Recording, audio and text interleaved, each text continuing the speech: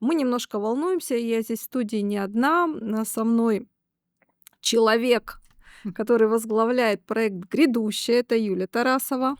Привет всем.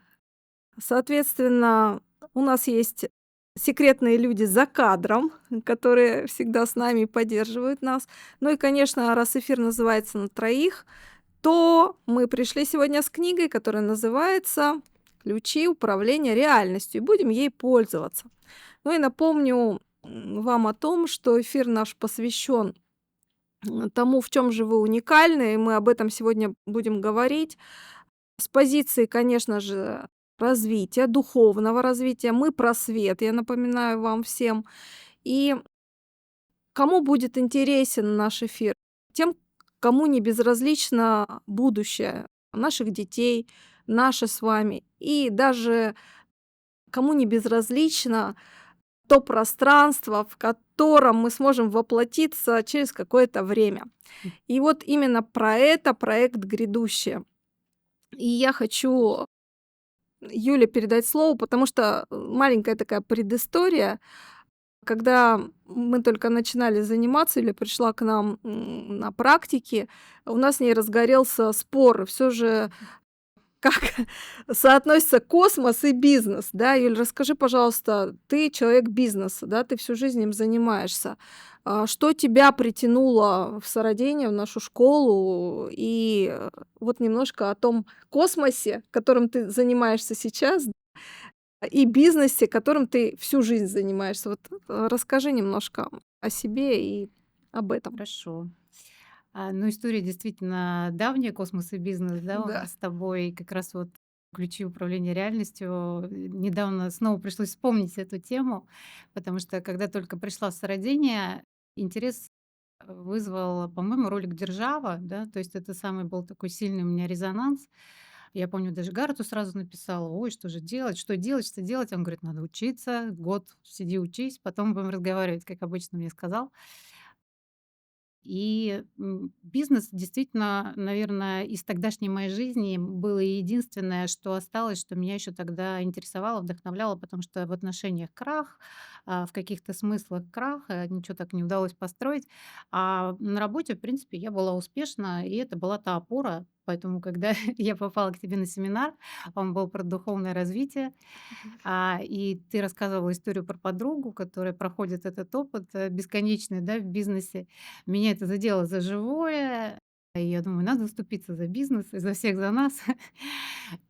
Действительно, пыталась, уже пойдя в духовное развитие, притянуть свою прежнюю парадигму жизни к этому развитию. Было важно сохранить что-то, на что можно опереться, потому что, как таковой опоры на самом деле тогда не было. И сейчас каждый день ее ищу. Поэтому, да, ну и как последствия уже поняла, конечно, это была гордыня, конечно, это было непонимание того, куда я попала и что происходит, потому что мне важно было, чтобы мне здесь и сейчас ответили. Быстро причем, да. Быстро, да. Ну-ка, отвечайте мне. Гаррет говорит: "Так, все, закрываем разговор". Я думаю: "Как так?" Я обиделась. Я обиделась тогда на вас. Думаю: "Чё это они вообще послали меня?" Вот. Ну и тогда вот, как выяснилось потом, такое затаилось, да, затаилось вот это, что не договорили мы. Сейчас, конечно, по прошествии времени я понимаю, что потому что уже пробовала в этот бизнес, которым занимаюсь, притянуть концепцию развития. Мы даже создали компанию отдельную, которую назвали не как-нибудь, а "Созвучие". И принципы заложили в нее сотворчество, союзов, среди предпринимателей. Но так ничего и не случилось, потому что команда была старая, да. Были прежние люди, которые были взрослены мной на прежних принципах зарабатывания денег, достигаторства, личного какого-то бренда, успеха и так далее. Ну и я сама, конечно, была в шпагате, и все таки это было искусственное притягивание, потому что сама концепция того бизнеса, которым я занимаюсь, маркетинг, она, в общем и целом, недостаточна для того, чтобы считать это каким-то развивающим таким моментом, открывающим партнерство, союзничество, сотворчество. То есть это отличная экспертиза, которая помогает мне и в текущем моем проекте, в грядущем. Но понятно, что это не совсем, про развитие духовное. Слушай, ну вот, вчера у нас, как раз состоялся очередной семинар, который назывался «Событийные ветки, да, управление реальностью». По сути, все тоже про опору. Сейчас все меняется, и, на мой взгляд, людям уже приелось то, что из каждого эфира, из каждого там билборда, да, все говорят только о том: купи, продай, потребляй. И хочется чего-то живого, и многим непонятно, а как же меняться. То есть вроде бы мир уже меняется, но этого старого очень много, все состоит из этого, и много, ну, практически поколение выросло после перестройки на новых принципах. Как, на твой взгляд, как вообще ты видишь вот развитие перехода в новое? Потому что ведь проект «Грядущее», который ты возглавляешь, он про вот это. То есть мы придерживаемся прежде всего принципов бескорыстия, потому что не будет этого, не будет соратничества, не будет сотрудничества. И если мы все время будем друг с другом соревноваться, биться, там, доказывать, что кто-то лучше, а все остальные непонятно какие, да, соответственно, ни к чему мы новому не придем. Так вот, все-таки грядущее это про что? Ну, вот я сказала, что срезонировала на ролик по державе. А Мгм. держава — это про пространство, в котором как раз действуют бескорыстные принципы, где люди трудятся на общее благо. Ну, как я это для себя сложила. Может быть, я сейчас не точна в формулировке, но тем не менее. Грядущее — это как предтеча, да. Мне кажется, что держава-то, в принципе, она вот не за горами вообще. Те принципы, которые описаны, они должны случиться достаточно быстро, потому что все условия сложились для этого, да. Мы действительно сейчас в некой изоляции по отношению к миру. Нам нужно производить что-то свое, Да. нам нужно возвращать человека-творца, потому что без этого, ну, просто неинтересно, сколько можно перепродавать китайского условно. И в грядущем, вот как и в державе, такой принцип действительно бескорыстия есть, но это не про то, что там мы не должны за свой труд получать какую-то оплату.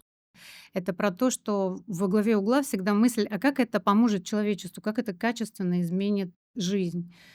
Поэтому вот когда получается думать глобально так, да, про то, какие качественные изменения какие-то наши там уроки, игры, которые мы делаем, да, запускают, то все складывается.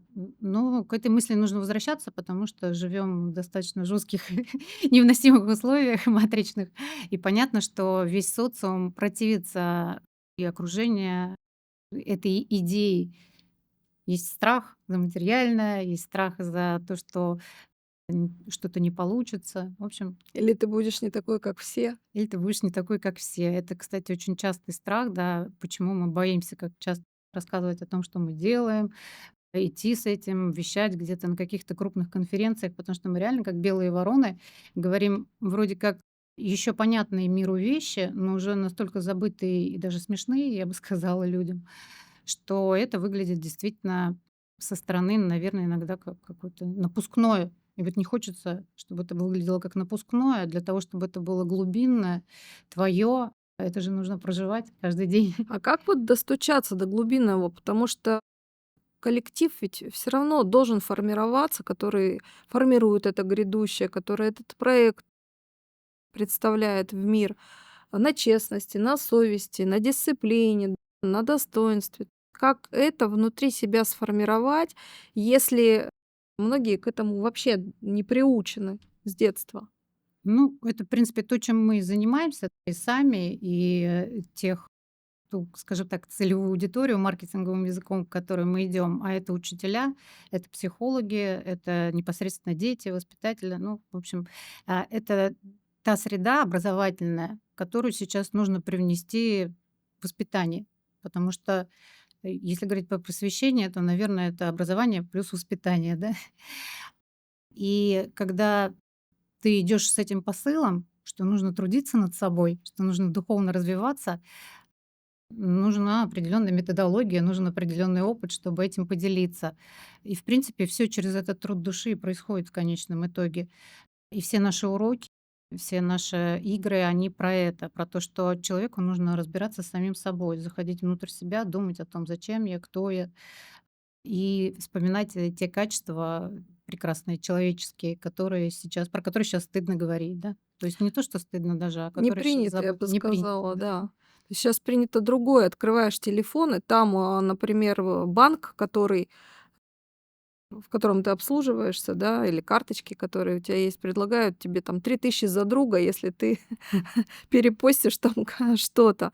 И, на мой взгляд, вот это вот потребительство, оно настолько проросло в среду, что стало естественным, нормальным для человека. Но вот вчера мы задавали вопрос нашим занимающимся о том, а что бы вы взяли с собой в будущее из того, что сейчас есть. Причем материальное брать нельзя, потому что мы не унесем с собой туда ничего, кроме того, что нами наработано. И действительно, такие вопросы помогают человеку понять, чем он занимается, куда он идет, действительно, что он нарабатывает, на что его внимание направлено. И, соответственно, из этого можно уже сложить определенную картинку, возможно, ее подкорректировать как-то, начать заниматься тем, что действительно важно для тебя, и действительно не только для тебя, но и для мира. И если говорить про уникальность, то саму уникальность можно рассматривать с двух сторон. С одной стороны, уникальные снежинки сейчас все, но это никому не нужно, потому что из этого не сложишь никакого соратничества. А с другой стороны, надо понимать, а в чем ты мастер. То есть, что ты нарабатываешь в течение жизни, что ты действительно можешь привнести в эту жизнь того, чего раньше здесь не было. Ну, начиная от своего ближайшего окружения, да, до того дела, которым ты занимаешься. Что уникального приносите вы конкретно в этот мир с проектом в грядущее? Уникального. Ну, каждый наш проект, он делается по принципу творческих лабораторий, то есть люди собираются по интересу. Допустим, вот игра "Крепость духа". Давай, Могу показать покажи. ее, да. Очень красивые на самом деле у нас здесь на столе предметы. Да, Вот. я расскажу, покажу по ходу дела, как пойдет. Соответственно, команда подбиралась по интересу, да. Интересно было то, что мы сами в школе с рождения проходим, теорию, то, с чем поработали и где какой-то опыт получили, интересно было передать детям. У меня много племянников, мне интересно было что-то сделать такое, чтобы они могли играть и развиваться. На эту идею подтянулись еще другие ребята, и мы занялись этим. Соответственно, уникальность в этом только такая, что мы определенные знания, которые получаем, пропуская через себя, имеем опыт, который может быть кому-то понятен через те слова, которые мы говорим, через те игры, которые делаем. И вот, по сути, уникальность, она вся и заключается в твоем опыте, который ты прошел и который можешь кому-то передать, когда он действительно осознан, ты уже больше не переживаешь, ты уже все понял и можешь этим бескорыстно опять-таки поделиться, потому что почему не поделиться с человеком, пусть это кому-то поможет. Наверное, уникальность проекта в том, что у каждого здесь есть свой определенный интерес, потому что мы все в развитии, эту культуру вы нам привили. И постоянно исследуя какие-то аспекты мира или себя, из этого получаются определенные, можно сказать так, продукты или услуги. То есть у всех своя сфера интересов. Кому-то интересно изучать опыты военных полководцев. Получаются шикарные уроки, как у Саши Старостина, где он рассказывает про качества, которые не являли, про то, как вообще они взращивали свой дух. Кто-то интересуется космосом, и у нас отличные тетради со звездами Да, ну родились, да. покажи. Вот мне очень нравится с полководцами тетради и про звезды. Про звезды это вообще уникальная тема. О Мгм. ней, наверное, надо отдельно будет как-нибудь нам сделать Мне эфир. все положили, а я все перепутала. Да. Да, с полководцами, ну вот у нас со Сталиным прекрасно, с Иосифом Виссарионовичем тетрадка есть, с Рокоссовским, Суворов, Кутузов, Нахимов. А по звездам вот такие иллюстрации авторские Света Старостина нарисовала. Здесь везде есть описание, да, и какие-то слова, которые разворачивают определенные процессы. Прочитай какие-нибудь слова из тетрадки. Потому что, смотрите, ребят, наглядная агитация, она существовала всегда. И те образы, которые мы можем пронести, в будущее, они должны на что-то быть направлены. Ну, как минимум на то, чтобы жизнь сохранялась. Вот что у нас на Да, тетрадках вот про написано? Сталина мы писали тут много, я первый абзац прочитаю. Иосиф Виссарионович оставил богатейшее историческое наследие космического уровня идей, возрождения человека-творца, воссоздания державности. Пример того, как можно жить в стране и вывести на высочайший уровень просвещения, культуры и образования. Он смог в тяжелейший период объединить, сплотить наш непобедимый народ, возродить русский дух, защитить от врагов нашу великую родину. Жив дух миллионов победителей, героизм предков навсегда в человеческих сердцах. Ну, вот я считаю, что очень важно, чтобы наши дети видели правильные образы, и грядущее как раз над этим работает. Но, естественно, не хватает рук, не хватает, возможно, масштаба пока, но я думаю, что это все впереди. Да, согласна, все впереди, но, как показала практика, все зависит от команды вот этой активной, которая на запуске, на старте, да, сплоченности, и тех общих смыслов, из которых мы делаем любую задачу. Потому что, ну, я человек из бизнеса, и понятно, у меня проектная работа быстрее-быстрее. Я люблю поторопить, поставить жесткие сроки, как-то сузить до какой-то конкретной, да, механической штуки это все. Здесь это не работает, поэтому, по сути, весь мой опыт здесь приходится адаптировать для того, чтобы я могла вместе с командой понять, тот темп, ту глубину необходимую и, тот баланс, наверное, да, потому что это про баланс, работы с собой и вот этого результата, который получается, да, у нас в наших творческих лабораториях. И, ну, это не только людям бизнеса свойственно, это всем свойственно сводить, к какому-то механическому. Как только ты получил первые результаты успешные, ты забываешь про то, как они дались, и мы начинаем штамповать. Вот, ну, мы сейчас сделаем больше постов, больше там каких-то игр, больше уроков. Здесь важно, чтобы, то знание, которое мы передаем, оставалось живым, а для этого нужно потрудиться. Слушай, а как ты трудишься? То есть вот, для того, чтобы быть руководителем такого проекта, нужно быть впереди времени. Как ты опережаешь время? Что ты вообще делаешь? Ой, не готова я к такому вопросу была.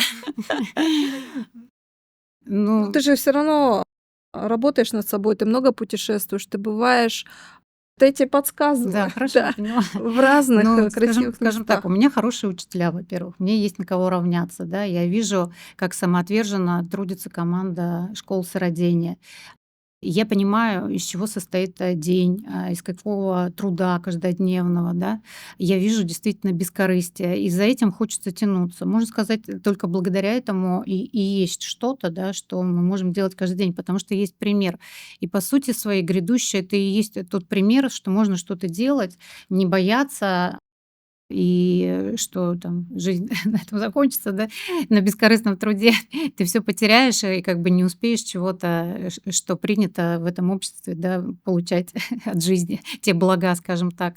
Поэтому, ну, конечно, помогает ваш опыт, помогает все те знания, которые, есть в книгах, и помогает коллектив очень сильно, потому что, вот девчонки, которые проводят уроки, они действительно горят каждая своим предметом, делом. И то, что они вкладывают, ту духовно-нравственную частичку себя, она разворачивает, по резонансу это во всех нас. И это и есть та опора световая, которая есть на сегодняшний момент. Потому что как только я выпадаю, я чувствую потребность пойти почитать что-то из того, что мы сделали, сходить на урок, вместе что-то провести, встретиться. То есть, по сути, коллектив является, ну, такой системой самообогащающейся, когда кто-то выпадает, все вытягивают.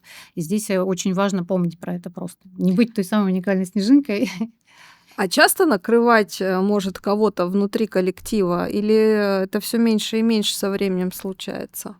Ну Как вот, с происходит? выходом нашей любимой Да. книги "Ключи управления реальностью" мы, в принципе, все были потрясены ею. И у меня достаточно обширный опыт, к сожалению или к счастью, наверное, к счастью, да. Накрывает, потому что, сознание неразвитое, пока не успеваем отлавливать негармоничности, даем им с собой случаться. Есть, какие-то вещи недоразобранные, запущенные. Все еще, ну, там слоев много у того же бескорыстия, да, и та самая, вторичная выгода, да, про которую мы сейчас начали говорить, она повсеместна на самом деле. Мы все равно, что называется, дети своих родителей, и присутствуют болячки из детства, и недолюбленность, и недооцененность, и невера в себя. На все на это радостно садятся, всякие негармоничности, которые приводят к унынию, к лени, к остановке в развитии и в труде, да. То есть, это достаточно часто происходит. Но опять-таки, поскольку мы среди друг друга постоянно, и культура "расскажи правду товарищу о нем самом" все таки присутствует, хоть это и сложно, особенно с друзьями, а мы, конечно, дружим. И это, кстати, тоже и опора, и одновременно и проблема, потому что тяжело сказать другу, что что-то у тебя там запустилось, Поднакрыло тебя, да? да, что-то тебя поднакрыло. Но мы стараемся. Вот, мне кажется, время обратиться к книге. На самом деле книга уникальная, потому что здесь описано все то, что помогает и мешает развитию сознания. А любые проекты, которые будут представлены в будущем, они все равно связаны с развитием сознания, с развитием духовности. Под духовностью мы подразумеваем дух, душу и все те светоносные качества, которые присущи этому. Я считаю, что человек должен и обязан взращивать в себе этот свет. Так вот, эта книга является тем, что описывает подход к развитию сознания и что его тренирует. Здесь и про яды, которые постоянно присутствуют в нашей жизни, и в качестве ядовитых состояний, и в принципе ядов, да, которые сейчас распространены. Здесь и ключи темные, которые, как только ты входишь или выходишь на какие-то скорости и выходишь на соединение со своим сознанием, с ноосферой, давайте скажем так, они тут же выгружаются здесь прямо в реальности, и многие это уже проживают на себе. Но знать об этом обязательно нужно, потому что невозможно, не тренируясь, просто вот так по щелчку пальца, да, прийти к тому, что мы бы хотели, чтобы было в этой жизни. Но, естественно, нужно прикладывать усилия. Давай я тебе передам книжку, а она нам просто расскажет, а что же будет помогать человеку двигаться в грядущее, в будущее. Страшно представить. Ну-ка давай посмотрим. Возможности применения как раз будут помогать. Что, о чем там? Возможности применения ядов зависят от потенциала сущности. Чем выше развитие сущности, тем больше спектр применения. Яд может преображаться в зависимости от намерения, задаваемого сущностью. Ключевое — это придание конфигурации.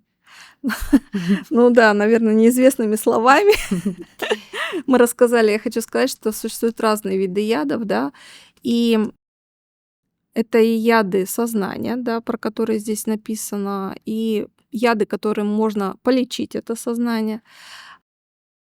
Но среди обычных ядов какие мы можем перечислить? Сигареты, да, Алкоголь, алкоголь, наркотики, грибы, грибы, да. А да. дурные мысли же тоже яд. Дурные Всякие. мысли — это хуже, мне Да. кажется, вообще всего, потому что как только ими тебя накрыло. Кстати, в игре "Крепость духа" очень хорошо это показано, потому что в игре есть темные матрицы, которые выпадают, когда поле начинает разъединяться, когда в поле начинают превалировать гордыня, да. Ну, любое деструктивное состояние, когда заходит, когда Да-да-да. что-то боятся ребята как-то там. Сразу падает рой. ссоры. А рой — это как раз мысли деструктивные, которые разобщают все вокруг. Вот это мы не возьмем с собой в грядущее. Возьмем с собой то, что, наоборот, кристаллизует сознание. Какие качества кристаллизуют сознание, на твой взгляд? И вообще кристаллизует. Что тебе помогает собраться? Я так, кстати, не думала даже, что именно кристаллизует сознание. Собраться что помогает? Да. Собраться помогает верность пути, чистота намерения помогает. Собраться помогает очень сильно, наверное, одно из моих сильных качеств, раз уж мы про уникальность, да, сегодня говорим, это ответственность. Она у меня есть, как бы неважно, я там с ключами ли я, болею ли, я всегда знаю, что есть дело, и оно первостепенное. И в этом смысле меня это качество очень сильно вытягивает. Слушай, вы сделали А сколько проект «Грядущее» уже существует? Вы за это время очень много сделали. Ну вот прямо проект «Грядущий» существует, наверное, месяцев 9, да, как Да. раз ребенок должен родиться. Вот. А «Звездная канцелярия» была еще до этого, в принципе, похожей, да. Команда точно сохранилась. С точки зрения именно вот мы открыли канал, начали собирать сообщество. Наша же задача — это сообщество сформировать. И это тоже новая задача. Мы никогда, никто из нас сообщество не формировали, поэтому Кто нужен, в сообществе? Кого мы приглашаем туда? единомышленники среди учителей, воспитателей, психологов, родителей. Мы думаем сейчас над расширением вот этого списка, да, но думаем, что, скорее всего, на каждую такую категорию, да, допустим, профессий нужно отдельное сообщество, потому что у них есть свои задачи, и нужен свой подход, и нужны свои лидеры этих сообществ. Поэтому там психологов должны проводить психологи. Если это дети, то должны быть среди молодежи лидеры, за которыми пойдут. Если это, соответственно, там категория какая-то патриотически, да, настроенных ребят, то, наверное, ветераны СВО должны заниматься, да, потому что у них здесь опыт собран уже в этой жизни, они понимают, что к чему. Вот, поэтому сообщество сейчас это учителя, родители, воспитатели, все, кто связан с образованием детей, кто имеет доступ к детям. Но поскольку процесс достаточно медленно простекает, мы уже решили напрямую идти к детям. И вот первый урок для детей провели. И очень, кстати, вдохновились, потому что дети, конечно, благодарная аудитория, они задают много вопросов, они общаются, они сразу дают обратную связь. В этом смысле нам очень не хватало, как будто бы немножко в вакууме. Мы вроде для детей делаем, а что они про нас думают, не понимаем. Поэтому вот был у нас первый урок, и это, конечно, большая радость. Вот. Урок по математике был? Урок был по рисованию. Мы рисовали состояние, качества человека, дерзость. Вот. Горы рисовали и объясняли, что это вообще такое. Потому что, ну, дети на сегодняшний момент не очень понимают, что такое дерзость. Они, наверное, слышали в своей жизни «не дерзи», Да-да. и на этом ограничатся. Когда они связали и поняли, что качество на самом деле про такой, про дух, да, про то, чтобы идти к свершениям, вперед, они очень вдохновились. Вот. Я правильно понимаю, вы готовите методические материалы для педагогов, воспитателей, да? Для кого еще? Да, мы готовим основной продукт, скажем так, грядущего сейчас. Это методические материалы, которые выложены у нас на сайте грядущий РФ, и открытые уроки. Открытые уроки — более популярный формат. Мы только открыли группу, сразу 800 человек туда подписались, потому что, ну, это живой, мы в зуме проводим урок. Фактически это «бери и делай» какая-то, да, практика. Условно, любой предмет, математика, физика, химия, рисование, мы подаем с позиции того, что, ну, у нас принципы есть. То есть какие-то принципы. Обязательно в уроке должно быть духовно-нравственное что-то, да, связанное с воспитанием, потому что основная проблема у учителей сейчас то, что детям неинтересно, они не слушают, они безответственно подходят к своей жизни. Поэтому если про ответственность хотя бы с детьми разговор какой-то проводить, то уже по-другому немножечко реагирует класс или твой собственный ребенок, если ты родитель. Вот. Духовно-нравственное воспитание, потом мы связываем знания с жизнью, и это самое сложное, потому что объяснить, как проявлена физика, химия, математика в жизни, не всегда вот так вот по всем абсолютно, да, темам можно. Ну, в этом опять-таки помогают книги, и это большое подспорье, потому что мы, по сути, сами, проходя вот этот материал, начинаем выдавать что-то более или менее осознанное. Юль, слушай, а у вас есть какой-то отбор? Я вот знаю, что уникальные люди трудятся в проекте «Грядущее», потому что ведь, ну, как за стол обычно не посадишь каких-то чужих левых людей, так и здесь нужна какая-то чистота проведения, какие-то внутренние ценности, которые соответствуют этому проекту. Кто может вообще попасть в проект грядущий, начать писать эти методики? То есть как вы воспитываете как ты воспитываешь свой коллектив? Они меня воспитывают. Да. Ну, и критерии есть — это горящие глаза. Если человеку интересна тема, да, если он в ней копает всю жизнь, да, занимается, то понятно, что он в ней уже определенный эксперт. И нам, конечно, нужны эксперты в определенных темах. Это как раз к теме нашей сегодняшней встречи «В чем твоя уникальность?». Потому что часто люди приходят и говорят: я всю жизнь там была учительницей, но больше заниматься этим не хочу, мне интересно там творчество. Вот хочу теперь там петь, рисовать, танцевать. А на самом деле высококлассный учитель с огромным опытом, да, передачи знаний. Поэтому очень важно, чтобы люди, которые приходили, использовали те наработки, тот опыт, которые уже случились в этой жизни, и понимали, зачем им это. Потому что понятно, что выгорания много сейчас в этой профессии, но тем не менее можно искать форматы, как делать это по-другому. Просто нужно захотеть и нужно себе разрешить, скажем так, как ты говоришь, да. Поэтому горящие глаза, опыт, конечно, это способность, скажем так, трудиться над собой, потому что все равно, кто бы ни пришел, какой бы ни был опыт, у человека есть свои какие-то, скажем так, барьеры, которые мешают ему и знания передавать чисто, и любовь являть. Потому что вот если говорить про то, чему учит школа сородения, это как раз передача состояний, трансляция состояний, пребывание в этих состояниях, то, в принципе, любому учителю, научившись транслировать радость, транслировать чистоту, да, работать, конечно, будет гораздо проще. Но к этому нужно подойти, для этого нужно трудиться над собой, развиваться. Поэтому готовность трудиться над собой, горящие глаза и, да, бескорыстие, потому что без этого будет очень сложно. Зачем?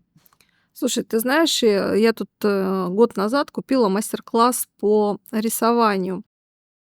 Мне очень понравилась вода реалистичная, которая была представлена на сайте.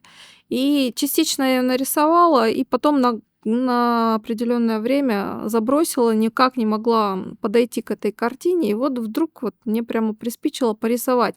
Смотрю, а доступ к мастер-классу уже закончился, потому что, оказывается, он был ограничен 365 днями, то есть одним годом. А вот я считаю, что это не про бескорыстие на самом деле. Ну, согласна, да. Как у нас это все построено, и насколько доступ этот будет сохраняться к этим урокам, или как вообще? Как ты это видишь? Все уроки, конечно, предоставлены, методики и все наши открытые уроки, они на безвозмездной основе делаются, только пользуйтесь. Многие же их берут и потом за деньги продают. Ну, пусть. Зато знание будет распространяться. Если они сделают это на высокохудожественном уровне, пусть продают, потому что я сама лично знаю ребят, которые наши методики используют, в своей работе. Они проводят там лагеря, допустим, детские, или в школе что-то преподают в частной, или, частную практику имеют свою, да, и обучают детей. Если они делают это действительно чисто и красиво, то я буду только рада, и вся наша команда тоже, потому что это и есть, то, к чему мы стремимся, чтобы знание попадало непосредственно к детям, потому что грядущее, если говорить про грядущее, оно все равно формируется на базе, их идей. У взрослых детей у взрослых мало действительно сейчас, скажем так, даже возможностей помыслить о высоком, помечтать. Мы забыли, как это делается. У детей все еще с этим проще гораздо, поэтому хочется идти к детям, и любой человек, который является здесь проводником, нам важен. Да, пожалуйста, если вот эта тема кому-то интересна и есть бескорыстие, есть готовность взаимодействовать с детьми, с учителями, возможно, у вас есть уникальные методики, которыми вы хотите поделиться, пишите нам обязательно, и мы свяжемся с вами. Кстати, у нас очередной форум нам предстоит 16 августа в Питере. Форум методики развития сознания. Да, это второй раз он у нас уже будет проходить, и мы как раз там будем показывать наши открытые уроки, будем разговаривать на тему сознания, на тему концентрации внимания и, конечно же, про свет. А игра «Крепость духа» будет там представлена?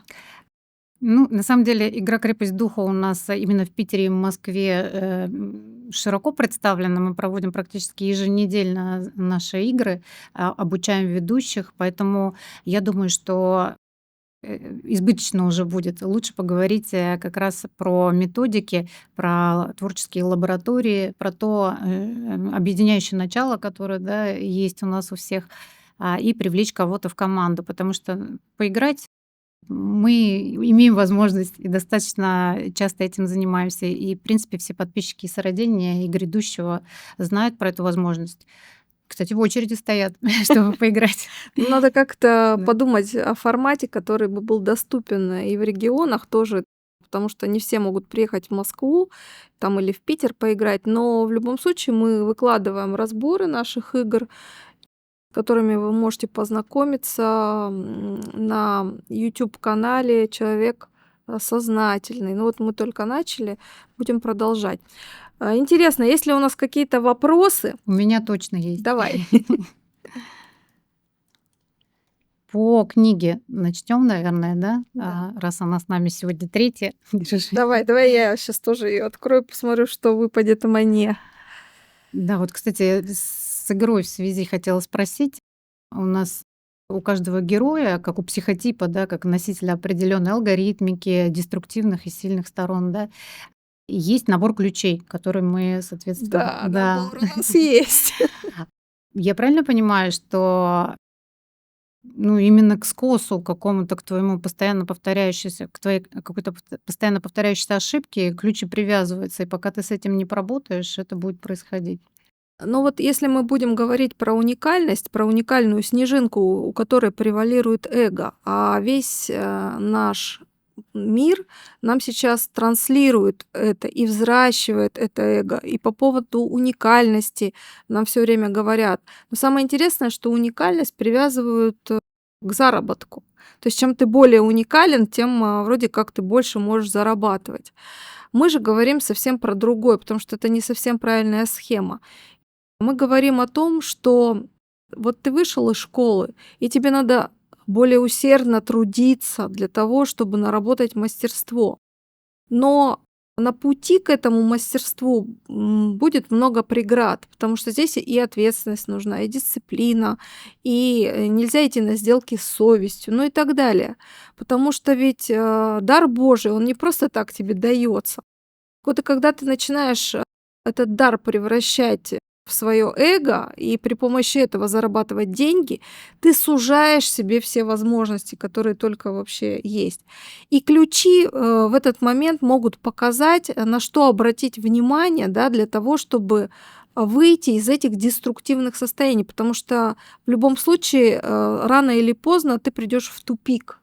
Потому что мир, который основан на эго, он никуда человека не выведет. Возможно, какого-нибудь рептилоида выведет, а человеку в этом мире места Кстати, да. точно не будет. А мы все-таки говорим про человека, мы говорим про сознательного человека и про человека, у которого внутри вот этот свет дает возможность и другим, кто около него находится, раскрывать свои способности. И за этим будущее, потому что чем больше этого внутреннего света, тем твой мир более целостен. Чем твой мир более целостен, тем ты больше этому миру можешь дать и соединиться с более целостными системами, которые, ну, например, о которых говорят нам наши звезды. Да. Вот. Поэтому да, ключи здесь нам в помощь. Я помню, у меня ключ был. Я, наверно, открою рубрику Юлии ключи, да. Который садится на поиски былого величия. Да, я Мгм. думаю, что ж плохого? Ну, искать былое величие. Это же на общее дело все. И потом понимаешь, что это тонкая грань, когда на самом деле ты делаешь это только для себя. То есть в том смысле, что ну, тебе хочется иметь в этой жизни что-то, что гарантированно тебя приведет к успеху всегда в любой ситуации, да. И если бы этот поиск былого величия был на базе какого-то общего, да, желания, то понятно, что, наверное, ключ бы не повесили. То есть можно так определять даже уровень бескорыстия собственного, да. То есть ключи и это помогают видеть в себе. Ну вот есть корона, да, а есть коронарность. Как только ты начинаешь эту корону на себя надевать, это ложный статус, ложное эго, потому что ведь через тебя в этот мир начинают транслировать то, что этому миру сейчас нужно, если ты без короны. А если у тебя есть коронарность, развитое сознание, развитые центры, ты можешь внимание свое направлять туда, куда нужно в данный момент для того, чтобы быть более эффективным. Соответственно, через тебя и проводят. И тогда никакой ключ тебя не оседлает. Ну вот как раз был второй мой вопрос, да, какая техника безопасности, как все таки избегать, потому что ключи, ну, доводят до очень серьезных деструктивных состояний, вплоть до того, что очень многие люди бросают начатое, да, то дело, которым занимались, уходят, там из, каких-то команд, разрывают отношения с друзьями под воздействием этого всего. И я вот сама столкнулась с этим, что достаточно серьезная идет такая, психическая атака, я бы сказала, и ты, ну, мало что можешь в моменте сделать. Каким образом все таки выходить из этих ситуаций и как понимать, что это оно? Есть какой-то способ? Да, способ есть. Во-первых, надо учиться и понимать, как это работает. Нельзя отрицать тонкий план, потому что он в любом случае присутствует. И когда даже мы вот сейчас с тобой, да, разговариваем, есть там твое поле, мое поле, да, и общее поле, да, и еще поле тех людей, которые здесь с нами. И поэтому в этом поле может быть разное. И когда ты понимаешь, что работает при запуске одного либо другого проекта, ты можешь, во-первых, прогнозировать эту ситуацию, ты можешь эту энергию, когда она начинает присутствовать, как-то опознать. И дальше, когда ты это увидел, ты можешь с этим что-то сделать. Но обычно такие штуки очень тяжелые, эгоистичные, связаны, вот если мы про тонкий план, с недостатком опоры, с недостатком энергии, в частности, огненной энергии, спиральности, потому что они не отшибаются из полей и садятся в основном на эго. Ключи, они просто нам, ну, подсвечивают, что Мгм. ли, все эти ситуации. Как от этого защититься? Ну, вот как от воздуха защититься? Вообще невозможно. Вот я сегодня в 5 утра открыла окно и просто начинаю чихать ни с того ни с сего, потому что что-то летит. Но вот если ты дышишь этим воздухом, соответственно, защиты от этого нет. И здесь надо понимать, что мы все в одной лодке. И чем больше деструктива, тем труднее дышать, и тем меньше жизни. Но когда мы всем миром сможем с этим справиться и насытить эти поля, эту среду эфиром, вот тогда и у наших детей, и у тех бабушек и дедушек, которые нас вырастили, мам и пап, и у нас самих будет складываться правильная, красивая, творческая жизнь, когда мы можем делиться бескорыстно. А почему бескорыстно мы можем делиться? Потому что бесконечный поток. Успевай только раздавать, раздавать, раздавать, потому что, ну, самому столько не надо. Ты просто не сможешь, ну, не можешь столько принять. Это и идеи, это и ресурсы, это все, что с этим связано. Ну, кстати, большая проблема, что, как правило, в современном обществе люди не знают, куда эту энергию девать. И вот как раз, чем хороша площадка грядущего, мы можем направить. Потому что достаточно хорошо уже команда понимает, в том, какие есть способы проведения того или иного знания, и форматы уже есть наработанные, и новые можно придумать, сесть, если захотеть. Поэтому если много энергии у кого-то, мы прям очень ждем. Это важный показатель, важный критерий. Я не сказала, но действительно так. Да, нужны те, у кого действительно есть желание что-то делать, и те, кто готов уже сейчас это делать, не через 10 лет там, Да. а те, кто сейчас уже готов. Мгм. А вот по поводу ключей тоже, да, мы часто не видим, потому что в иллюзии находимся по поводу себя, свои какие-то деструктивные состояния. Даже когда нам в лоб говорят: "Вот, у тебя вот это вот, у тебя страх включился или у тебя там гордыня взыграла", мы говорим: "Нет". И вот как вчера на семинаре, да, нужно услышать от всех был ответ, чтобы понять, что именно с этим нужно сейчас поработать, да. То есть как, из иллюзий-то на свой счет выйти? Потому что иллюзия, она то иллюзия, что у тебя пелена на глазах, да, и Ну вот здесь достаточно много надо понять для себя и перестать сопротивляться. Потому что самое страшное — это услышать, что ты там какой-то не такой, грязный, что у тебя в поле там что-то висит или там что-то к тебе прилетело. Эго твое, твоя личина сразу начинает сопротивляться этому, говорит: "Нет, я же не такой, вот я же молодец". А вы все вообще не то видите, да. И вот здесь, нужна адекватность собственной оценки, потому что когда тебе, не ну, как скажем, те, кто понимает в этом, вот это важно, что-то подсвечивает, к этому нужно прислушиваться. Но важно понять, кто эти люди, которые тебе это подсвечивают. Когда мы что-то говорим тем, кто с нами, нам от этих людей ничего не нужно. Вот это самое главное, потому что мы думаем из общего. И вчера тоже был такой вопрос: а что есть общее и как это понимать? Мы смотрим из того, как будет лучше для всех. Даже не людей берем, да, во внимание, а всю ту среду и все те изменения, которые, связаны, и могут произойти в этой среде. И когда, например, человек трудится в нашем поле, мы же очень четко чувствуем этот деструктив, потому что возможно вообще энергию проводить, или ты там, тык-пык-мык, и, собственно говоря, день прошел и С ничего не вами не случилось. забалуешься, это точно. Да, потому что это процесс, во-первых, он длится 24 часа в сутки. И не только днем, но и во сне он продолжается. И, я думаю, что ты подтвердишь, что чувствительность, у тех, кто с нами занимается, растет. И когда ты понимаешь, что, вот оно, и у тебя сейчас то же самое случилось, ты начинаешь это чувствовать прямо на физическом плане, то не делать с этим невозможно ничего. А иллюзия — это то, что тебе заслоняет, видение. И знаешь, вот на чем бы я хотела сакцентироваться? Дело в том, что все же сейчас хотят там видеть, что-то слышать, да. Но здесь факт в том, что да, ты видишь картинку, тебе нужно ее понять, и тебе нужно ее провести в жизнь, приложить куда-то, потому что иначе, если ты просто видишь, это никуда тебя не ведет. И никакой ты не пробужденный, и никакого тебе грядущего, и никаких тебе опережений по времени. А ты будешь все время находиться в замкнутой петле. И вот эта жизнь, как день сурка, да, когда ничего не меняется, мне кажется, она людям уже надоела, потому что, ну да, ну что, новый гаджет, новая машина, там, ну еще куда-то ты съездил, а дальше-то что? Дальше бабушка, дедушка, и сейчас даже детей рожать не особо кто хочет. Согласна.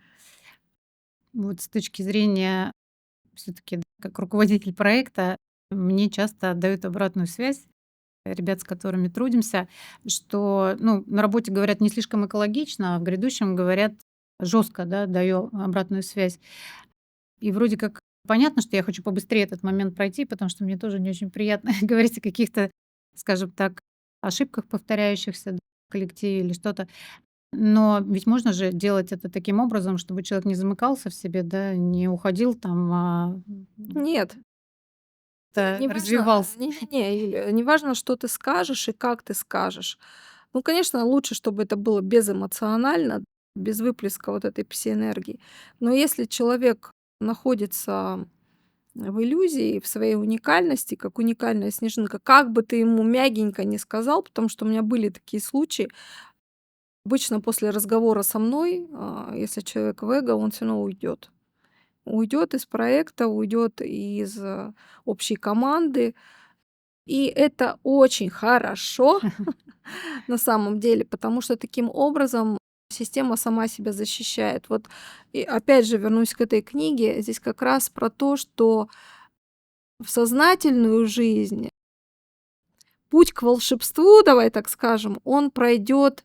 Туда пустят не всех, в это грядущее, к волшебству допустят не всех, к алхимии, для того, чтобы не случилось еще одной водородной бомбы.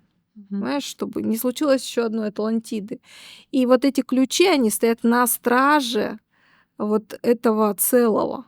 Потому что только те, кто действительно бескорыстен, те, кто понимает, те, кто готов трудиться, понимает смысл, общий замысел понимает, только тем туда дорога. Я считаю, что в России таких людей очень много. На самом деле мы не безнадежны. Это правда, да. Есть на кого ориентироваться. И тут, и там ты слышишь вещи, которые действительно трогают за душу, и понимаешь, что единомышленников много. Просто мы разрознены, каждый в своей профессиональной деятельности. И нужно объединяться, нужно делать сообщество. В общем, мы на правильном пути, видимо. Слушай, а расскажи, вот только что прошел фестиваль в Екатеринбурге. М. Расскажи немножко об этом фестивале, и, может быть, кто-то из наших зрителей тоже откликнется и захочет, чтобы такой фестиваль прошел и в его городе. На что он был направлен? Фестиваль был направлен на то, чтобы в обычной екатеринбургской школе появились методики, которые позволяют детям в интересной форме прикоснуться, в общем, к духовно-нравственному воспитанию и еще и глубже проникнуть, скажем так, в миропонимание, потому что чем хороша школа, очень много сказано о разных вещах, и ты можешь составить себе представление о картинке в целом, да, как устроен мир, почему он так устроен, почему устроен так человек и так далее. Вот. И мы пошли действительно в эти школы, пошли в педагогические вузы Екатеринбурга с тем, чтобы пригласить их на это мероприятие, писали завлекающие посты, письма, и в итоге сработало, и 250 человек, учителей и родителей из разных образовательных учреждений, там студенты были, пришли и слушали нас достаточно вовлеченно, им было интересно. И, в принципе, я считаю, что все случилось, потому что было очень много обратной связи в моменте дано. После, как обычно, не допросишься, но в моменте ребята были контактные и говорили, что классно, что вообще есть такие уроки, здорово, что вы про это говорите.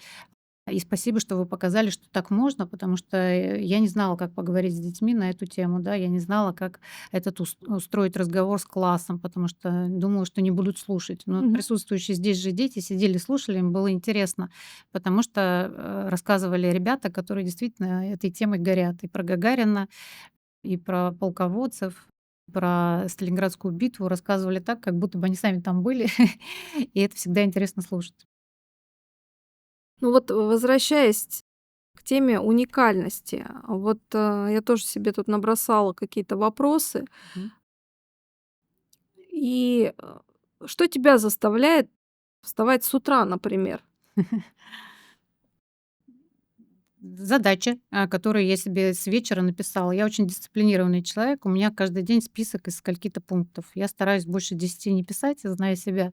Но эти пункты помогают мне вставать, потому что я знаю, что я сяду, начну делать, и потом энергия придет. Потому что как только ты начинаешь трудиться и понимаешь, зачем ты это делаешь, это происходит. Плохо, когда пунктов нет. Бывают такие дни. Я еще когда не занималась развитием, ненавидела выходные, потому что я не знала, что делать, куда себя деть. И если я не путешествовала или не уезжала куда-то, то, в принципе, они проходили некрасиво. Вот.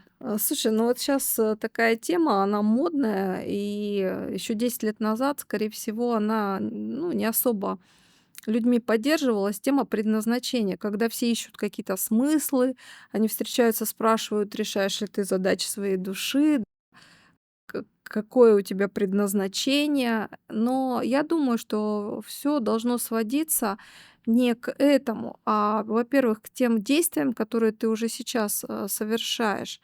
И в том, что ты уже сейчас можешь взрастить, чему ты можешь научиться и какие твои сильные стороны. Потому что вот то, что ты говоришь, что ты там, я пишу там себе такие-то пункты, это же определенная дисциплина, это ответственность. И и в детях это надо взращивать, и в коллективах это надо взращивать, потому что иначе без этого просто движения не будет никакого. Да, но я помню, что я-то родилась, эта культура была ответственности, да, и это можно было из пространства, из воздуха брать, и как свое оно ложилось, потому что это было, ну, повсеместно. А сейчас дети рождаются совсем в другой культуре, и, соответственно, брать им это неоткуда. И когда ты начинаешь, я часто общаюсь с своими племянниками на эту тему, это выглядит как нотации какие-то, они отключаются и не хотят слушать. Поэтому пока мы культуру не создадим, пока мы все сами этим жить не будем, да, этой ответственностью за наше будущее, то вряд ли дети начнут с интересом нас слушать, потому что они видят и в родителях то же самое. и в взрослых, в окружающих. Ну, это совершенно верно. И в школах, скорее всего, это то же самое присутствует, потому что дети понимают, что все, что они изучают, ну, многое из того, что изучают, им в жизни не пригодится. И мы как раз стараемся сделать проект таким образом, чтобы все это имело применение в жизни, чтобы ты мог конкретно понимать, и ребенок с детства или это взрослый, да, действительно, на что тебе можно опереться, исходя из того, что ты уже прожил, из тех профессий, которые ты осваивал. Ведь, задача сложить их, в общий пазл. Потому что если мы будем рассматривать свою жизнь, на листочке, да, то мы увидим, как то или иное событие в жизни влияло на общий план. И когда вы приходите к состоянию, когда вы вдруг не понимаете, в чем ваша уникальность или в чем ваше мастерство, то вот, возможно, нужна какая-то короткая передышка, да, для того, чтобы понять, что прошлого уже нет. Вот мы сейчас как раз в такой ситуации находимся, когда меняются событийные ветки. Будущего еще нет.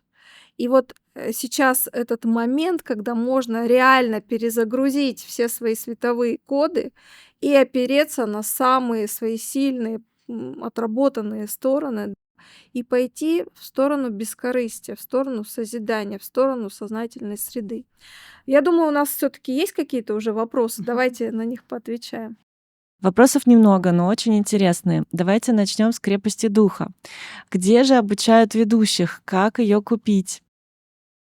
Мы обучаем ведущих, скажем так, вживую в Питере и в Москве. Как правило, это в каких-то библиотеках, арендуем зал.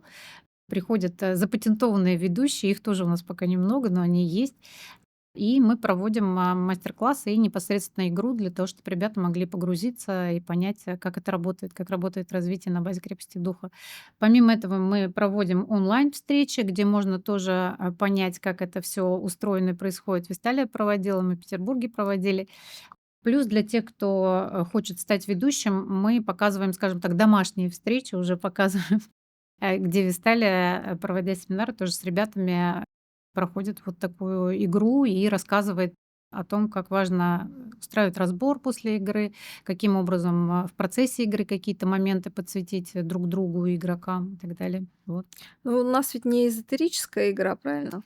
Да, у нас не эзотерическая игра, у нас, совершенно прикладная игра, где ты можешь поработать с своими какими-то деструктивными состояниями, потому что она на базе теоретического курса, где страхи, опоры, ядовитые состояния, ревность, зависть, жадность — это у всех присутствует. Отрицай, не отрицай, работать с этим нужно. Дети, кстати, никогда не отрицают, они говорят: "Да, это нормально, завидую, да, ревную, а как не ревновать?" Вот, и объяснить им, что с этим можно поработать, ну, это же прекрасная возможность. Поэтому здесь никакой эзотерики нет, здесь просто помощь человеку разобраться, как можно себе больше внутренней свободы, что ли, дать, да, потому что это все нас обуславливает. Где можно приобрести игру? На Вайлдберрисе. И еще вопрос по тетрадкам. Можно ли их тоже приобрести на Wildberries и для какого возраста они подходят?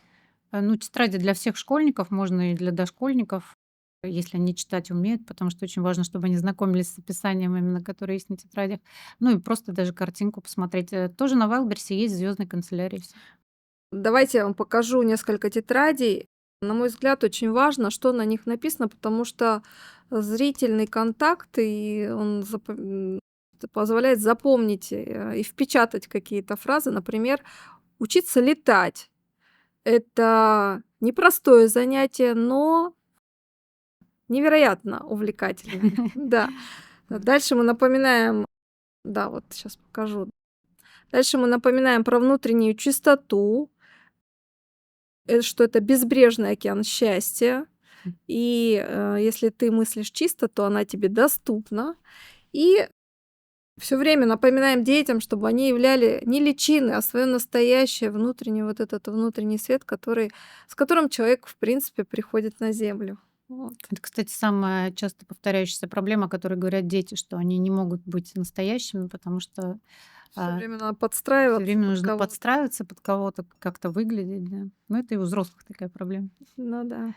Вопрос уже готов. Давай, Всё. давай. Ну, во-первых, тебя поддерживают, потому что узнают себя. Когда зашла в чат сородения, написала речь, ее удалили, я обиделась, но потом осознала глубину и то, что нашла, что давно искала. Это как раз ответы и близких по духу людей, поэтому благодарят вас за этот эфир, очень полезный.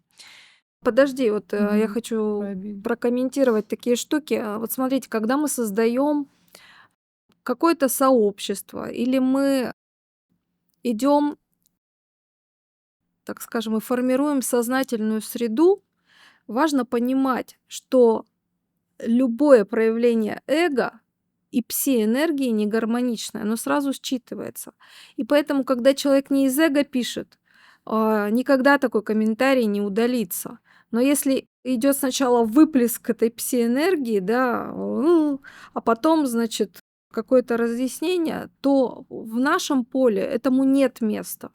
В нашем поле нет места сплетням, зависти, ревности, и мы за это радеем. Поэтому, друзья, если вы пишете свои комментарии, вы сначала ну, внутри себя подумайте, с каким посылом вы это делаете, и что, кроме критики, вы можете предложить, потому что действительно очень много сделано, и лежит это все в открытом доступе, а не как мастер-класс, значит, который удаляется через год.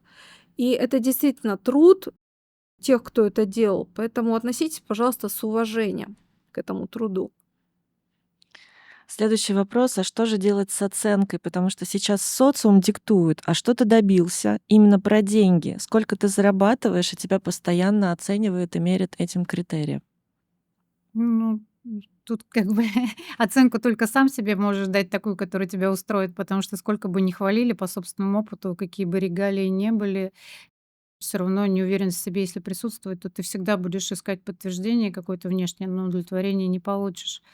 Я, кстати, спросила недавно племянницу тоже вот этот вопрос: "Что ты уже сделала в этой жизни, что ценно для человечества, для мироздания?" И она сказала, что было 2 разговора в жизни, которые что-то изменили, по ее мнению, в ней самой и в человеке, с которым она говорила.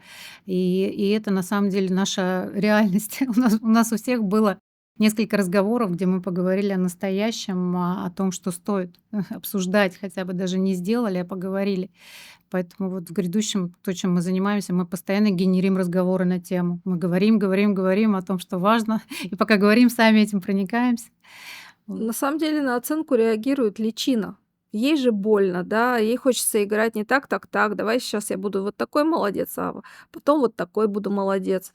И как только вы убираете эту пленочку, вы понимаете, что есть куда посмотреть, есть над чем работать.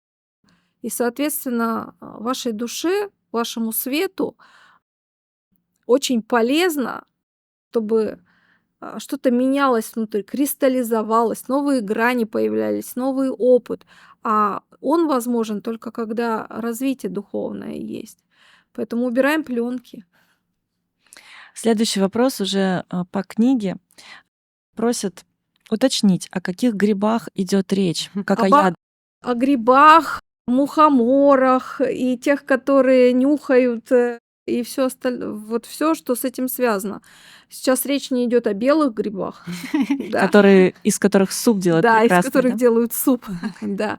Но все, что наркотические вот эти вот, как это, Галлюциноген. да, галлюциногенные состояния вызывают, все это, знаете, как схлапывает и сознание, и центры. Несмотря на то, что в этот момент ты что-то можешь видеть, и у тебя что-то подвигается, или ты начинаешь находиться в каких-то состояниях, к свету это и к духовному не имеет никакого отношения, потому что это как раз вас загонит в иллюзию, из которой вообще очень трудно выйти, точно так же, как из астрала.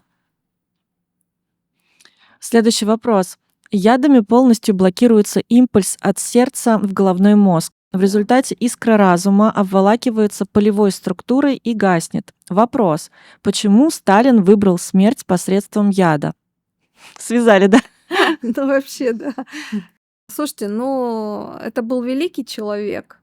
И вы знаете, лучше уйти, сохранив свет. И яд, кстати, является тем, что его сохраняет. как ничто другое. Во-первых, это молниеносно, быстро и так далее. И я думаю, что яд еще способствует переходу. Чистый яд тренирует сознание.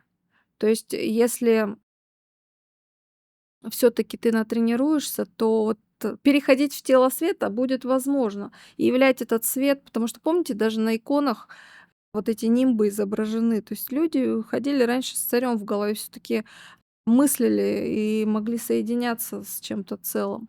И яды это хорошая тренировка. Но я сейчас не говорю про те яды, которые мы там потребляем, которые нас которыми травят и так далее.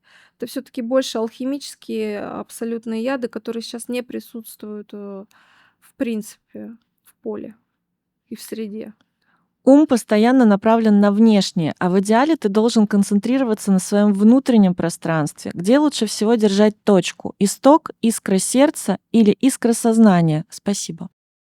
Ну, вы знаете, я столкнулась с тем, что очень мало людей не то что в искру заходят, а даже в центральное сердце, да, зайти не могут. И даже те, кто у нас очень давно занимается, порой пребывают в иллюзиях, что они туда погружаются. Почему я сделала такой вывод?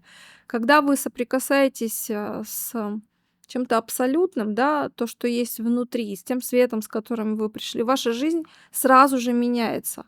Здесь нужна готовность к переменам самого человека. Так вот, если ничего не меняется, то вы никуда и не заходите. Поэтому где можете держать точку, там и держите. Хотя бы над головой попробуйте подержать. Потому что как только вы начнете это делать, вы увидите, насколько мысли начинают скакать. Здесь тренировка нужна.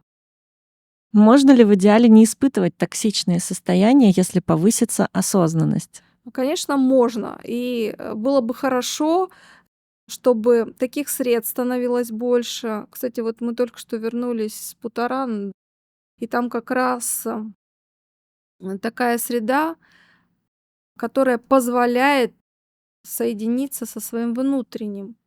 Там покой и баланс. И если ты не бегаешь как сумасшедший в трекинговых ботинках, то, соответственно, ты очень многое можешь, просто посидев на озере, изменить в своей жизни. Но это не только Путаран, это и Тургаяк так работает. Могут ли отравленные состояния исходить из открытых порталов, дыр в пространстве, и как их закрыть? Что продвинутый пишет нам. Да. Конечно, могут. Семантические поля всегда присутствуют, и в полях бывает разное. Закрыть намерением. Если квалификации хватает, то вы можете, но сначала нужно понять, на что оно садится в ваше состояние. Скорее всего, на эго. Мгм. Как только вы в жизни перестаете являть это эго все время, так этого становится меньше просто. Резонанса меньше с этим, вибрация другая. Когда вы на другую частоту переходите, там этого меньше. Это присутствует, но все равно его меньше, чем в обычной среде. Здравствуйте, я была на фестивале в Екатеринбурге, пишет Наталья. Замечательный, очень нужный. Интересные темы. Я сама из Перми. Хотелось бы, чтобы такой фестиваль прошел и у нас. Я думаю, сейчас все жители городов захотят фестиваль грядущий у себя. Что мы можем здесь посоветовать? Напишите нам, и мы попробуем вместе это сделать. Если есть импульс, значит, нужно что-то поделать в этом направлении. Да, если есть те, кто заинтересован в проведении таких семинаров и фестивалей, да, и те, кто придет на них. Да. Не просто мы там встали и что-то там самим себе рассказываем, да, а если есть аудитория, которая разумная, хочет с этим познакомиться, то, конечно, безусловно. Здесь нас еще раз просят повторить, как называется игра и где ее купить. Друзья, это Wildberries, игра «Крепость духа». Сейчас Юлия поближе покажет. Пожалуйста, посмотрите. Можно в чат Вот кинуть ссылку. так она выглядит, и мы обязательно разместим ссылку в чат. И еще одна гениальная у нас есть игра. Да, у нас еще есть игра «Истина или ложь», нашумевшая в сети после фестиваля Екатеринбургского. Здесь про все искажения исторические, факты, особенно касающиеся России, которые на самом деле складывают общую картинку по нашей с вами истории. Я считаю, что очень важно для тех, кто хочет развивать сознание, понимать, что происходит вокруг.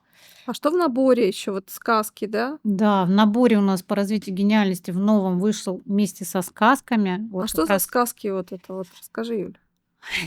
Держи. Сказка волшебная. Я сама ее прочитала. Она написана на таком старорусском языке. Ее нашли где-то в библиотеке, в церковной. Да, очень интересная история была. Как только ее взяли, прочитали, она просто вернули в библиотеку, и больше взять никто не мог. Это уникальная А сказка. мы успели. Да, мы успели. И еще с красивыми иллюстрациями. Вот. На самом деле детям нравится. Можно взять, прям начать читать. Она такая философская, смысловая, и очень много тоже разворачивается всяких процессов в процессе прочтения. Перед проведением семинаров идет вброс в информационное поле. Доходит ли она по резонансу человеку или иным это тоже заходит? Не совсем понятно, про какой вброс идет речь, поэтому если уточните, то тогда ответим на вопрос. Отлично, друзья, мы ждем уточнения вопроса. Далее у нас есть вопрос от наших соратников. Давайте, это самое интересное. Итак, первый вопрос. Как же удается достигать легкости, с которой вы делитесь с другими своим опытом? Долгие годы тренировок. Потому что на самом деле надо понимать, что мироздание бескорыстно, и оно бесконечно. И оно бесконечно готово с нами делиться. Вопрос, кто будет принимать, да, и куда это направлять. На заработок не получится, сразу говорю, да, на статус тебя сразу накроет ключами, всей связкой. И поэтому здорово, когда удается из грядущего понять, какие проекты и что вообще возможно в будущем, и что возможно уже сейчас сделать в этом направлении. Вот это прямо очень здорово, когда так получается. И на эту вибрацию должны приходить люди, они приходят, которые готовы это двигать дальше, проводить в жизнь. Поэтому как можно не делиться с ними, я не знаю. А у меня тоже вопрос в этой связи. А был какой-то переломный момент, да, все хочу понять, когда, когда легче станет, да? И вот легкость, радость, они как-то тоже, наверное, не каждый день же, не каждый час, но тем не менее был какой-то момент, точка, да, вот уже невозврата, когда стало по-другому. Ты помнишь его? Ну, скорее всего, это год назад случилось, потому что мы выпустили очень много матчасти. Она в открытом доступе на канале "Белый свет", на канале "Сородени", сейчас на "Человеке разумном". Это все YouTube каналы, также есть мы ВКонтакте. И мы рассказали про все деструктивные состояния, которые, допустим, меня волновали когда-то, да, и с которыми не пройти в будущее. И как только это было явлено, то вот, возможно, стало другое.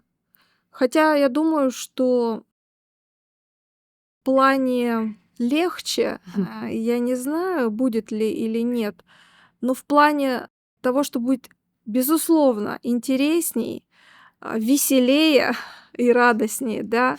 И самое главное, с единомышленниками это точно будет. Я думаю, что люди просто просыпаются. Еще раз, они устали от этого, от этой пыли, от этой грязи, от этого бесконечного астрала. Вы знаете, сейчас открываешь YouTube или там что-то, и там это случится завтра, или там еще там несколько дней будет апокалипсис. И это настолько заполонило эфир, что свободного эфира для творения остается совсем мало. А генерировать этот эфир может только человек. И когда ты понимаешь, что ты человек, и это то, что ты можешь на общее благо делать, генерировать этот эфир, вот тогда ты включаешься. И вот таких мы ждем к нам в нашу команду. Кстати, отличный способ, когда что-то, да, действительно опыт свой извлекаешь, из этого делаешь какое-то творение, да, условно. Там мы с ребятами тоже в грядущем какую-то тему разбираем, там даже по мультфильмам, там жадность, да. Вот разобрали, сделали пост, только после этого как бы какие-то действительно процессы Да. закрываются. Да, я по себе знаю, что пока ты не выпишешь и не поделишься, уже, видимо, ну, по крайней мере, в проекте "Грядущее" дальше не пускает. То есть мало осознать, нужно еще и другим рассказать про свое сознание, потому что какая в нем ценность для мироздания. Но осознал, надо как бы дать этому жизнь. Конечно, и мы очень благодарны всем тем, кто продвигает наши проекты, и школу сородения даже в соцсетях, и грядущее, да, кто делится бескорыстно, соответственно, с теми, кто в этом заинтересован, да. Потому что вот этим нужно делиться, действительно, потому что это общее будущее. Если кто-то не знает, что он может сделать прямо сейчас, то у вас у каждого есть свои соцсети, где вы можете разместить, например, ссылку на этот эфир или ссылку на игру «Крепость духа», ссылку на грядущее. И это тоже будет классный вклад. И вот следующий вопрос как раз про то самое время, то самое место хотелось бы затронуть. Иногда же люди делают, а не случается. Хочется получше понять, как это работает, и есть ли что-то, что можно сделать, чтобы оказаться в то время, в том месте, ну, кроме хорошей кармы. Нужно работать над собой, трудиться, нужно быть внимательным к жизни, нужно находиться в той среде и с теми людьми, которые действительно могут что-то привносить в твою жизнь. И если эго нет, то тогда вы оказываетесь в нужном месте, в нужное время, как бы происходит впрыск времени, да, и все случается. То есть эго надо отпустить. Да, 100%. У меня вот по опыту, по-моему, часто было, что я делаю, у меня не получается. И пока я не попрошу кого-то присоединиться к этой задаче, да, ну, то есть как бы мы всегда рассчитываем на себя, я сама сделаю. А потом ты идешь, взаимодействуешь с кем-то, да, на эту тему, просто даже не прося помощи, а просто рассказал, у меня не получается. Ребята подключаются, и вместе вы решаете это за 3 минуты, а до этого ты там неделями бился и не мог решить эту задачу. То есть это тоже мироздание так показывает нам, что нужно объединяться и совместно. В этом сотворчестве очень неожиданные вещи случаются. И это вот настоящие чудеса, я бы сказала. Это то, что тоже дает и легкость, и радость, потому что понимание того, что вместе мы сила, оно как бы уже есть. Да, согласна с этим. Вот здесь пришло как раз уточнение по вопросу, где вброс информации. Но, например, я еще не знаю, будет ли семинар, но я его уже вижу в будущем с объяснением происходящего. Вопрос о том, что видят ли чужие это. Ну, семинар, конечно, присутствует в информационном поле, потому что до того, как он прошел, он уже случился. Поэтому видят они, не видят, это все равно на самом деле, потому что уже все случилось. В этом вся и соль. А есть ли программы в грядущем для подростков 15-18 лет? Самый сложный период, когда у молодежи идет поиск своей дороги, а у кого-то вообще нет понимания, что делать. Да, мы сейчас формулируем как раз программу, как раз с ребятами вот 18, правда, 23, постарше.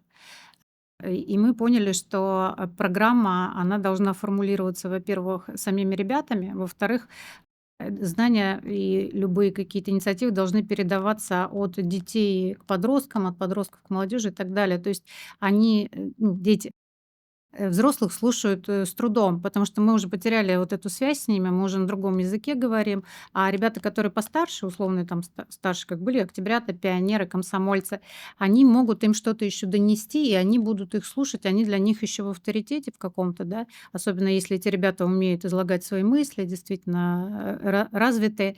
Поэтому план такой, что с каждой возрастной группой нужно, заниматься решением определенных задач. Допустим, дети помладше, там до 13 лет, они в основном могут работать на генерацию идей, это образов, да, нашего будущего, того, куда мы пойдем. Ребята постарше могут уже какие-то проекты реализовывать.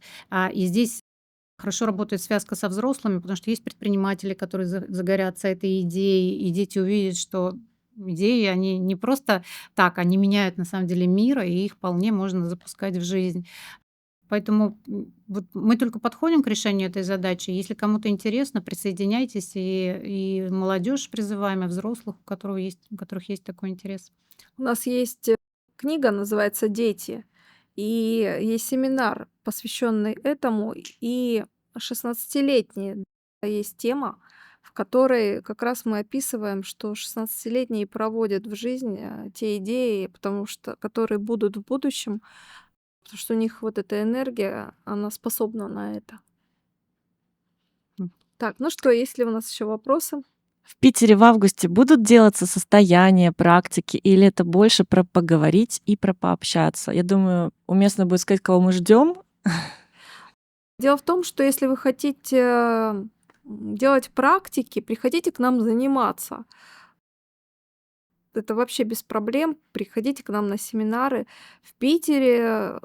Ребята будут делиться методиками своими, соответственно, и мы тоже поделимся чем-то интересным. Ну, Будем про пушкинские школы, скорее всего, разговаривать.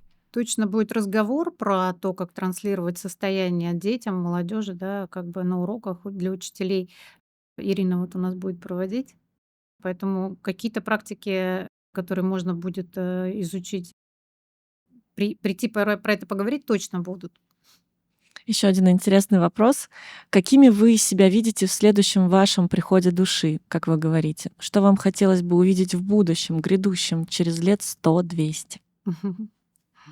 Хотелось бы, чтобы мир, в который мы придем, был наполнен чистыми духовными энергиями. Что это значит? Вот мы сейчас живем в мире, в котором все перевернуто, все смыслы перевернуты, и нет возможности на сегодня летать, да, строить воздушные города, сотворять то, что мы умели всегда. Он немножко ограничен. И те идеи, которые сейчас превалируют в мире, потребительские, они в основном направлены на то, как все это, наоборот, как-то присвоить к себе там, или на этом заработать. Так вот, хотелось бы свободного парения, свободного творения и тех состояний, про которые мы сейчас говорим, светоносного кода души.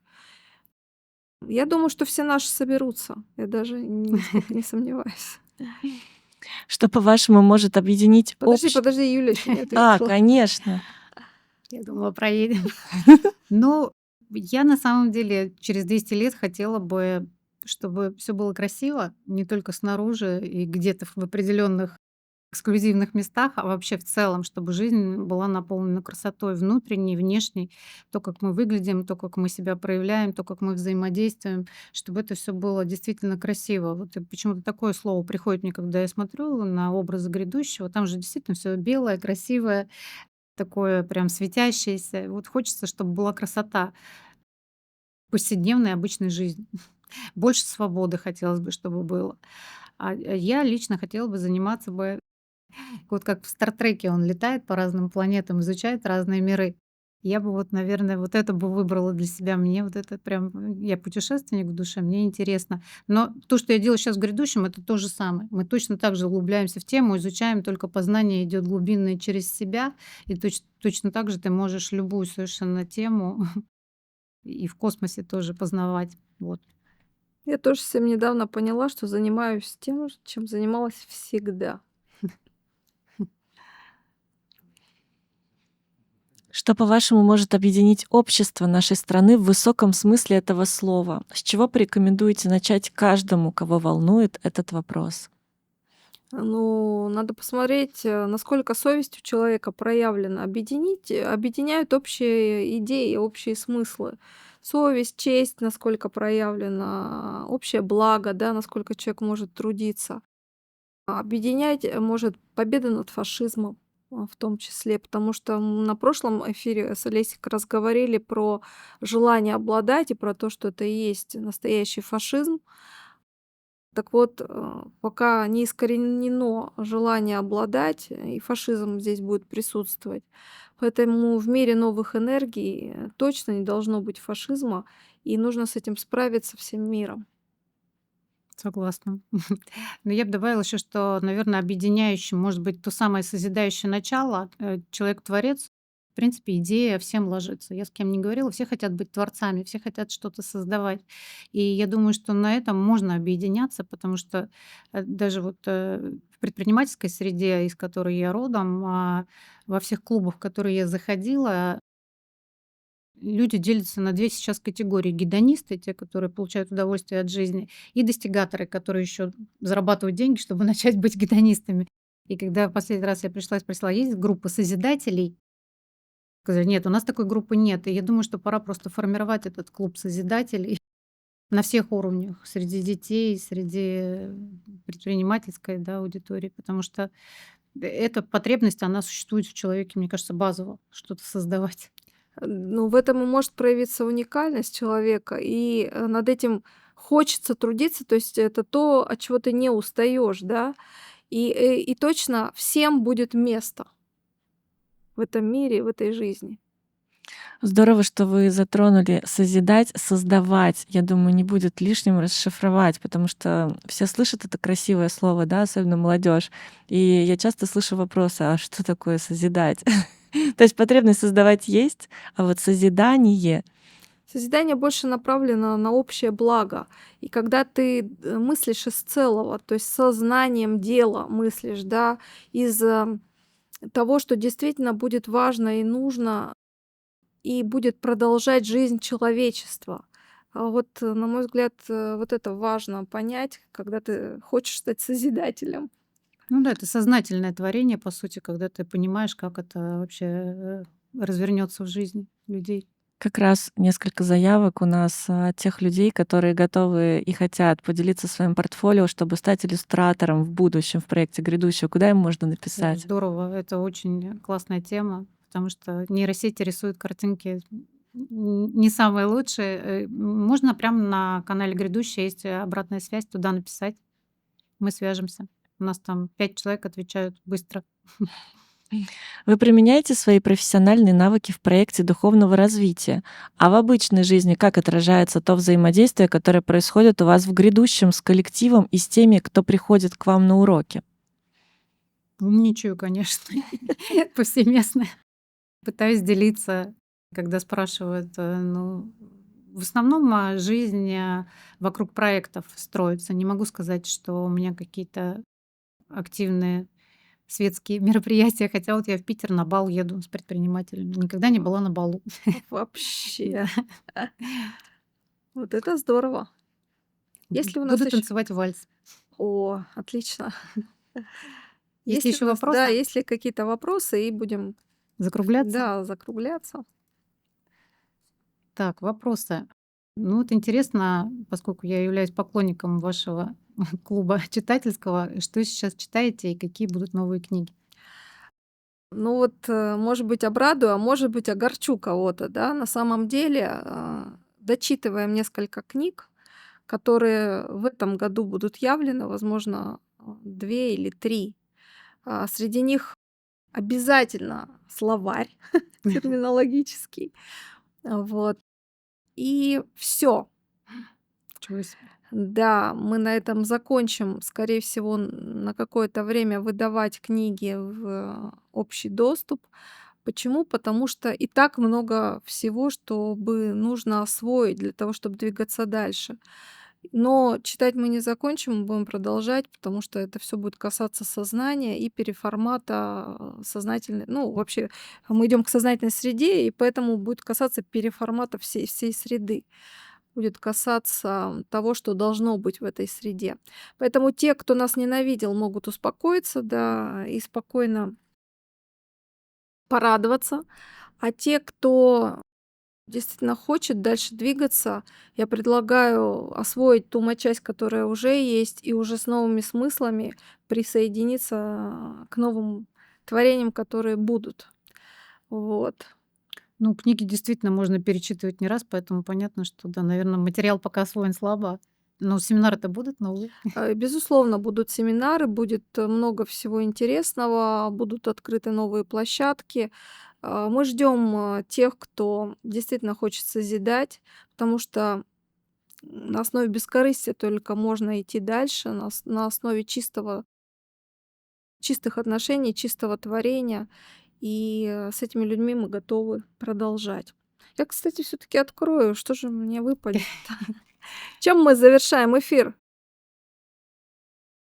Интересно. Так. Дух войны выпал. Да. Я знаю, почему выпал дух войны. Это 100-й темный ключ.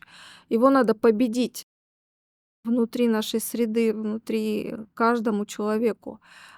Потому что когда он перестанет бороться с самим собой, а направит эту энергию на созидание, на то, чтобы этот мир стал лучше, вот тогда все очень быстро начинает меняться. Перестать воевать, начать созидать. Да, перестать воевать, начать созидать.